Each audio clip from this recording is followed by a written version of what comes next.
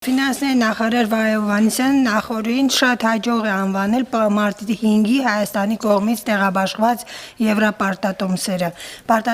բայց նաև նշել է, որ պարտատոմսերի թողարկումը ենթադրում է նաև որոշակի սահմանափակումներ։ Ինչպես կմեկնաբանեք, ինչ սահմանափակումների մասին է խոսքը։ Ես կարծում եմ, իհարկե, տենց անշնորհակալ գործ է գոլեգայի ասածները մեկնաբանելը, բայց այնուամենայնիվ ես կարծում եմ, որ անորոշությունները ոչ թե անորոշությունները, այլ սահմանափակումները, հա, սահմանափակումները վերաբերում են այն պայմանավորվածություններին ու ստանդարտ պրոցեդուրաներին, որոնք կան նման տիպի պարտատոմսեր թողարկելու հետ կապված։ Այսինքն թողարկումը ենթադրում է, որ դու ինֆորմացիայի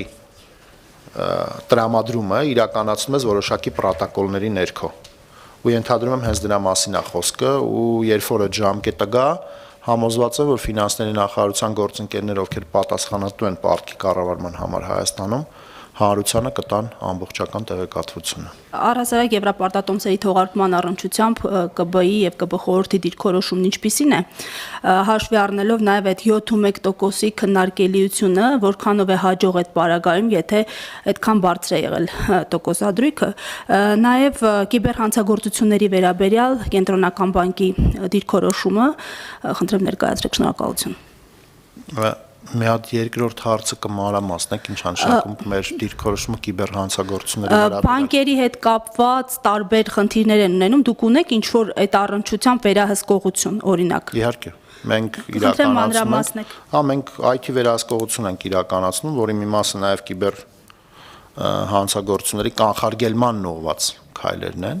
բանկային համակարգում, ֆինանսական համակարգում ընդհանուր առմամբ, մենք ունենք մեր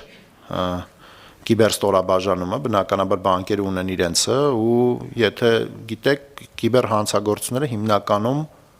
համագործակցությամբ են կանխարգելվում եւ համագործակցությամբ են լուծվում այդ տիպի խնդիրները։ Ինչ վերաբերում է առաջին հարցին, եթե ես ճիշտ հասկացա հարցի լեյտմոտիվը, արդյոք 7-1-ը լավ է, վատ է, բարձր է, ցածր է, հա։ Եվ առհասարակ այս հերթական թողարկումը ինչպես եք դիտարկում։ Ճիշտ պահին է արվել, ճիշտ գործարք է, որքանով է դրական անդրադառնալու։ Ես կարծում եմ, որ գործարքը ճիշտ գործարք է այն առումով, որ նախապես հայտարարված էր նախ, որ այդ տիպի գործարքի հնարավորություն կարող է լինել, ու բնականաբար ցանկացած եվրոպարտատոմսի թողարկում ինքը առնվազն մի քանի ամսվա աշխատանք է, այսինքն դու չես կարող հայտարարել եվրոբոնդի թողարկում այսօր ու վաղը թողարկես, որովհետև ինքը իր տրամաբանությունը ունի։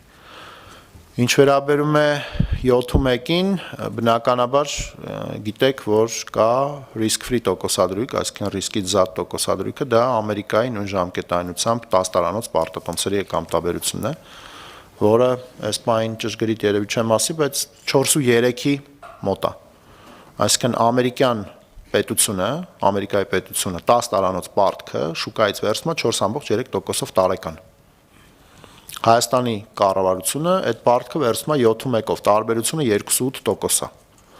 որը վերջին ժամանակում դիտված այդ սպրեդի նորմալ չափն է։ Հենց որ այդտեղ որևէ ինչ որ արտառոց բան չեմ տեսնում,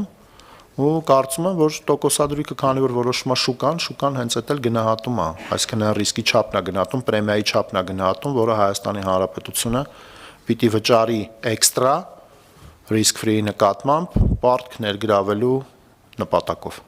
Պարոն Գալստյան, խնդրեմ նշեք արտաքին եւ ներքին պարտքի դեպքում, այսպես վերսաս պետության կողմից միջին տոկոսադրույքը երկուսի դեպքում էլ ոնց ինչ է կազմում եւ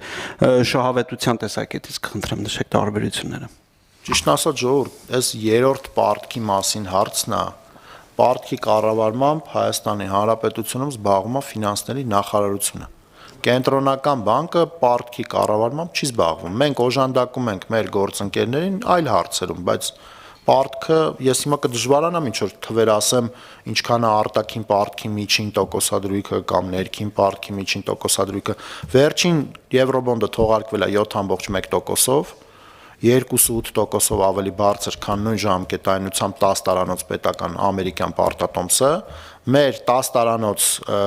հայկական պետական պարտատոմսը հայկական դրամով Հայաստանի յուրիսդիկցիայում թողարկված 9.5%-ի, 9.6%-ի կարգի է։